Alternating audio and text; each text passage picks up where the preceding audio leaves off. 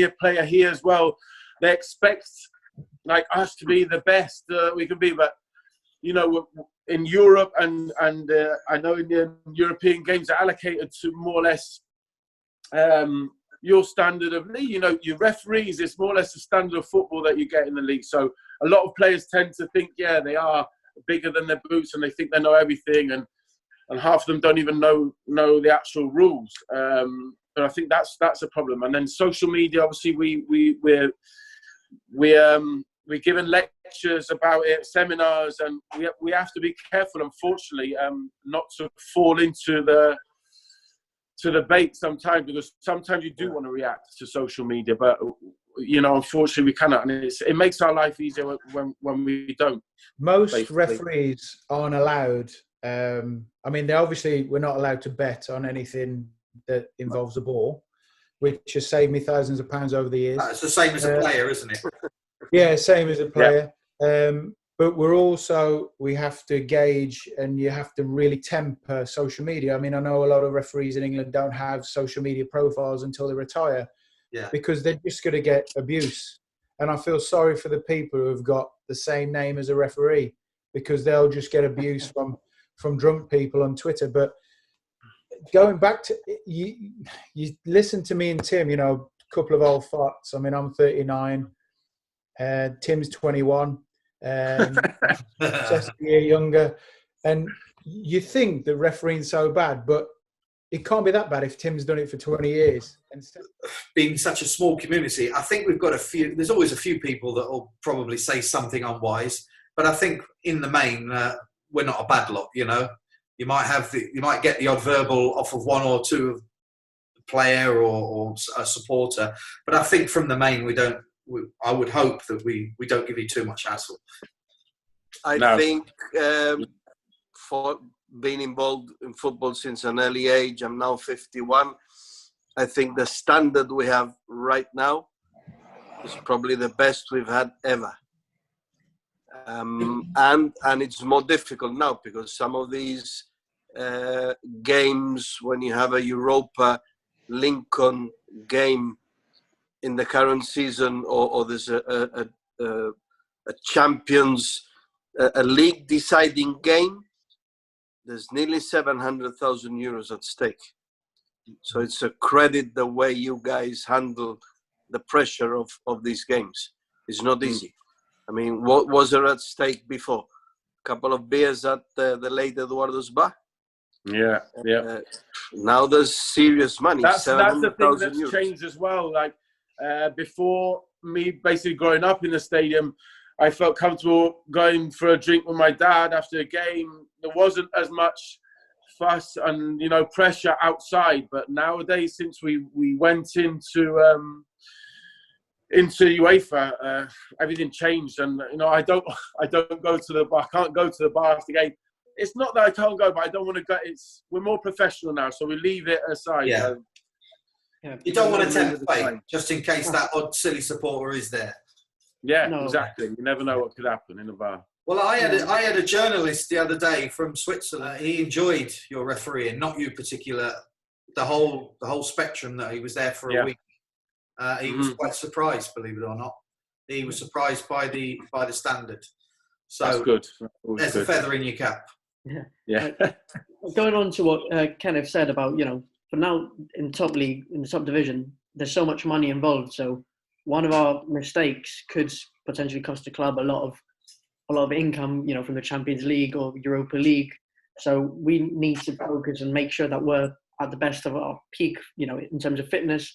It's not fair if a team's been working hard throughout the season just for decisions to come from, you know, maybe poor fitness from the referee. If it's an honest mistake, it happens to all of us. The same way as a striker wouldn't score every goal and a keeper might not save everything.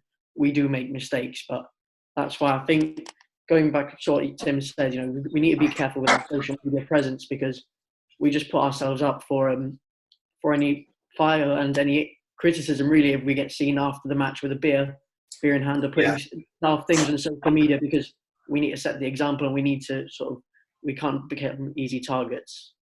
You know, we get the guys from Malta over here. Do you guys go over there to referee their leagues? Yep. Yeah, so, we do. Yeah, we currently work with San Marino, Andorra, Malta. What was the other one? Yeah, it was those three, and now we were meant to have Wales this season. Obviously, with the current situation, unfortunately, that didn't go ahead. Myself and Tim were involved in that exchange.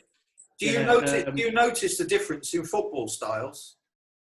Absolutely, yeah. So I went to Malta this year, and I went to San Marino last year, both times as referee. And Malta a bit more because their English is their language there, so it was brilliant for me to be able to speak to the players. But in San Marino, obviously the language barrier comes in, different styles in play. But those exchanges are fantastic for us as well because we got close to Italy with the mafia there.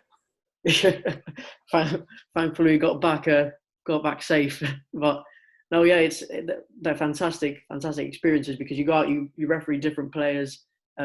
Different styles of football, and you can bring things back, and then you've got your referee liaison officer, who's a referee or an observer in that country, and you learn different stuff from them that you can bring back to hopefully improve your game, because that's the whole point of these exchanges. And again, we get like professionals there, totally. So it's only like you're only in it for the 5-star hotels, aren't you? That's it, mate. Don't worry, that bit's editing out. If you see me with a beer in my hand, it gets edited out, okay? So yeah, those trips are really, and there's something to work for as well. You know, everyone loves going away and to be given everything. You know, put everything on a plate and treat like VIPs, really. Apart from when you're on the pitch, for a few days, it's always good. So yeah, there's lots of developing things. And actually, when we went to Wales now, it was just before the football stopped. So we actually flew over to do our first game ever in Wales. And the morning of the game, we were told, we're getting your flights back home. So there's a bit of a funny story there. I did actually see you post something about flying back, I thought. 24 hours in and out. So hopefully we can rearrange that one when everything gets back to normal. Tell me, Colin, how many times you've been chased off the pitch in the UK? Sorry, but no, hand on heart, I've never been chased off. There was a colleague of mine sent a guy off on a Sunday League game, and the car park was like on a bank overlooking the pitch. And the guy he sent off was still intoxicated from the night before. He got into his car, drove it on the pitch, and tried to run the referee over. And that was the lowest point in probably Shropshire, I think. That was the county that I was in. And the next year after that, they said, look, we've got to do something positive. So they did a fair play award. And ironically, my Sunday League team won the very first fair play award. And it was like the most embarrassing trophy to win as a team, because it means that, you know, you're not kicking teams. You're not very passionate. But yeah, so no. You asked me about the difference in youth football with Jib. Level. Well, I mean, I know it's difficult to tell level-wise, but... It's very difficult. But I used to do academy football. I've done United Academy, Reading, because when they used to have their breaks, I used to play and I used to coach and referee at Lilleshall. So I used to do some academy football. I've done like Russia under-18s versus Man City under-18s. And I think at the academy level, obviously technical-wise, it's better than Jib. But I think at grassroots level, Jib is a lot more technical than the English lads. The English lads tend to play the percentages, balls down the side. But at Jib, you know, they want to get it down and play, which is better for them, because you need to do route one as a backup rather than as your main goal in life and your main tactic. That has been one of the things that's come through into some of these interviews is the fact that, especially at the youth level, the raw talent's there. So it's encouraging. Yeah, technical-wise, it's there. I think it's just that when you're in an academy from a young age and you're training 3, 4, 5 times a week, and then in Jib you've got the pitch allocation problems, I think you're always going to be at a disadvantage, maybe physically, maybe fitness-wise. So, but you know, that's an argument for another day. Just thinking on, I mean, we're actually very lucky. We've only got one pitch, because we'd be running out of referees if we had to ref like 2 games at the same time, wouldn't we? I mean, you guys need a rest, don't you? I mean, you don't ref. I mean, what have we got? We got about 7 games a week, 6 games a week. Yeah, and I ideally in an ideal world, we would have wanted like double the rest. Like in the top division, there's a few of us, but yeah, ideally you would maybe want to referee 1 week, 4th official next week, and get ready for your game 2 weeks. But we don't complain because we love it. So as long as our bodies allow us, 2 games a week is fine. I did 3 games a week a few years back, and that put me back a bit with my knee. So I don't want to be doing 3 games a week, but we pushed 2. We try and nurture our bodies through it. Yeah, save them for the young lads. He could do 4 in a week, Seth. How many do you do when you're away in England, Seth? In England, it's normally just 2 a week. So Tuesday night midweek, and then Saturday 3 o'clock. That's when we'll do. Lovely Tuesday night midweek. No? Tuesday night in the rain. Three people in the stands. That's the dizzy heights of football that I've got to. I go to some of these under-23 games in Walsall, in Birmingham, in East London. Yeah. And Jesus Christ, I feel for the referee. Yeah, it does get cold. I think, going on what Tim said, like sometimes we might have a game on the Saturday and then have to be the 4th official on the Sunday. So if you have a game Saturday, mentally, if you know you've made a mistake or you've got something wrong, you need to park it, wipe it clean, because on the Sunday, if you're 4th official, you need to give the referee your all. You can't be licking your wounds. So I think mentally as well as physically as well, it's a massive part of our job. I think it's easier in a way in England because I was used to Tuesday night. I used to run the line at a high level, and then Saturday I was in the middle on my game. So mentally and physically, you work out your training for the week, and it made it a lot easier. And then me coming to Jib, I think my first month here, I think I had 2 games in that month, and then the 1 month I had something like 8 games in 6 days. So it was like I was up and down. And I remember we went to the winter camp, and Marco, the Italian guy, he was like, well, I'm not going to do an Italian accent. You need to train this day, and then pre-match -2, you do this. I went, Marco, honestly, I'm not being ignorant, but this doesn't work when 1 week you might have loads of games and the next week you only have 1. You can't have a process like that. But I think we're very lucky, and we haven't spoke about him yet, but David Mitchell, he's our physical trainer, physio, agony aunt. He does a lot. And he's been really good to us. And he's been really good to me since I've come. And he keeps most of us fit, and he's he pushes us, but obviously he pushes us the right way because he wants the best out of us. I would imagine it's a toss-up between you two on who's on the physio table more than anyone else.